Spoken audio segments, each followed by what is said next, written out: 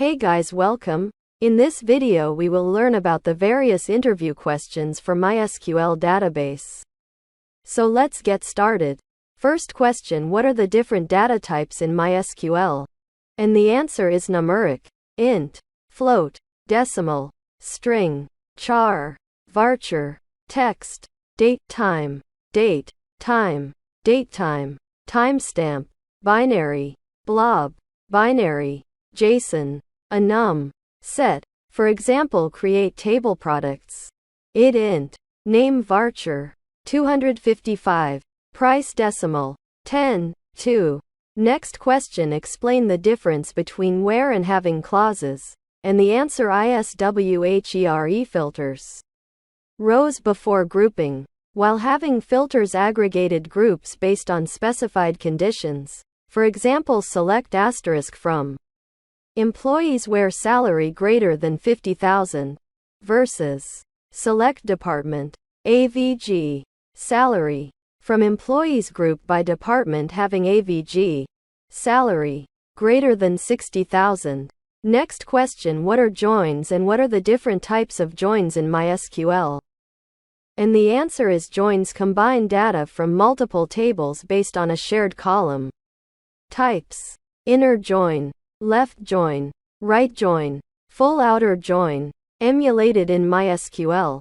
For example, select orders, order underscore id, customers, name from orders, inner join customers on orders, customer underscore id equals customers, customer underscore id. Next question: what are indexes and how do they improve query performance?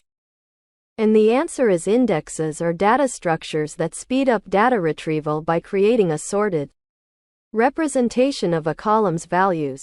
For example, creating an index on the last underscore name column. Create index IDX underscore last name on employees. Last underscore name. Next question: explain the difference between clustered and non-clustered indexes. And the answer ISA. Clustered index defines the physical order of data in a table, and there can only be one per table. A non-clustered index is a separate structure pointing to data rows. And a table can have multiple. For example, primary key automatically creates a clustered index, while additional indexes are usually non-clustered. Next question: what are subqueries and what are their types? And the answer is subqueries are nested queries within another query. Types: correlated, referencing outer query, and non-correlated, independent of outer query. For example, select employee underscore id, name from employees where salary greater than, select AVG, salary, from employees. Next question: explain the difference between char and varchar data types. And the answer is char stores fixed length strings, while varchar stores variable length strings. For example, storing a zip code in char 5 versus storing a product name in varchar 255. Next question: what are the different storage engines available in MySQL?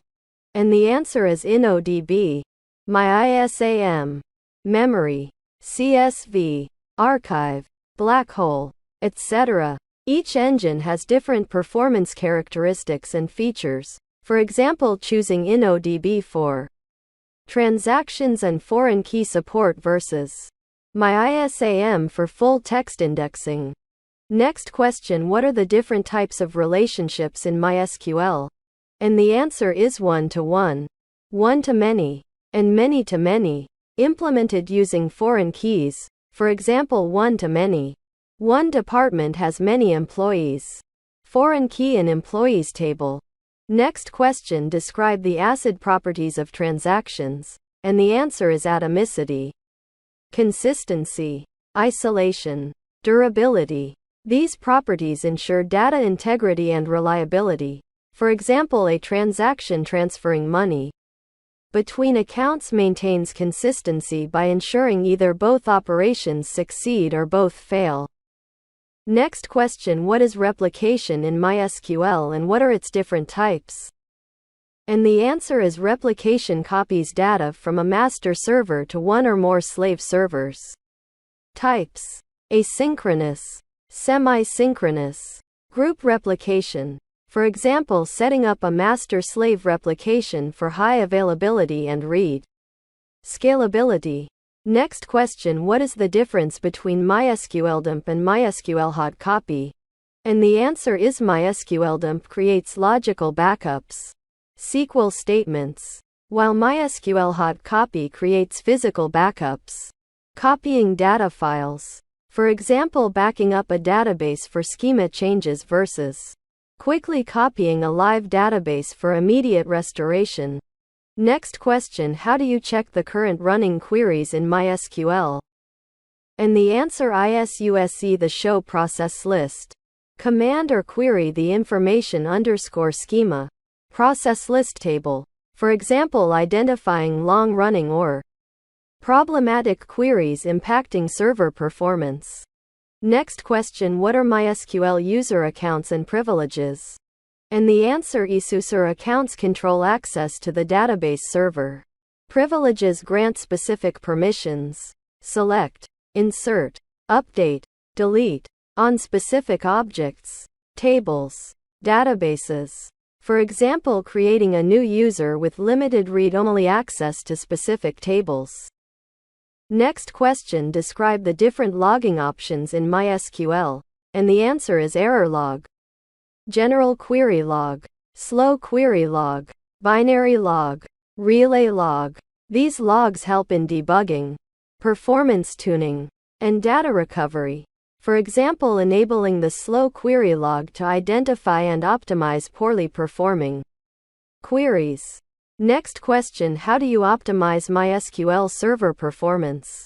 And the answer is tuning server variables, optimizing queries, adding indexes, choosing the right storage engine, managing memory usage, optimizing disk I/O, and implementing caching.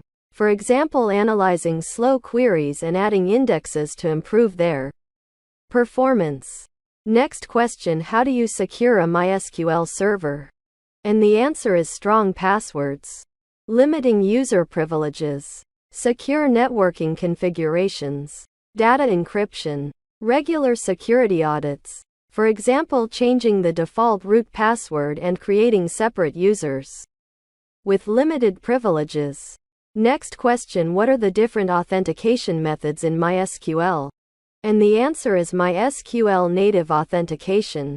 Usernames and passwords stored in MySQL. User table.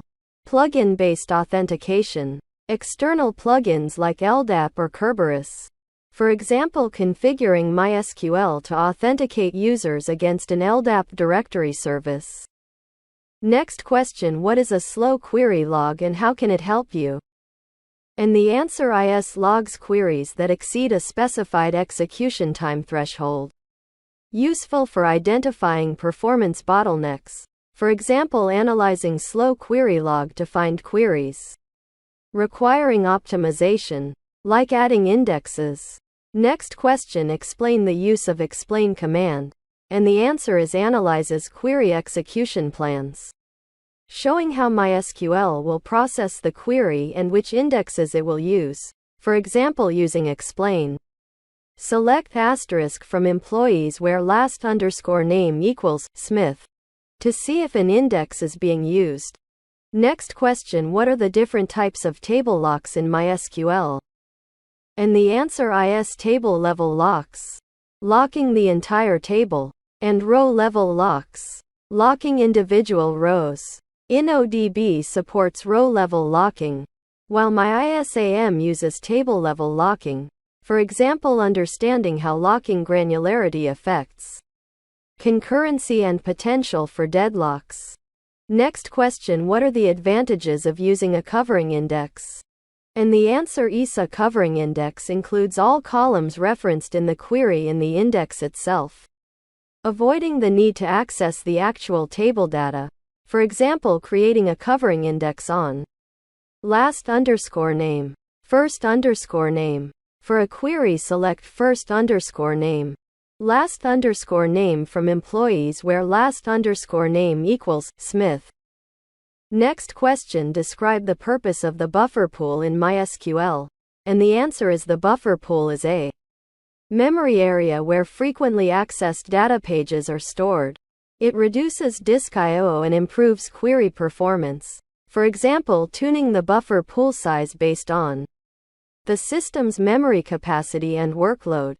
Next question: how do you connect to and interact with a MySQL database from a programming language like PHP or Python? And the answer: ISUSE database connectors or APIs specific to the language.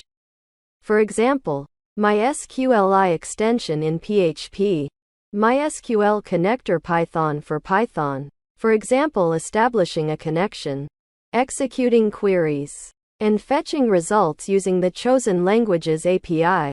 Next question: explain the difference between prepared statements and directly executing SQL queries. And the answer is prepared statements are precompiled SQL statements with placeholders for parameters, which are sent to the database separately.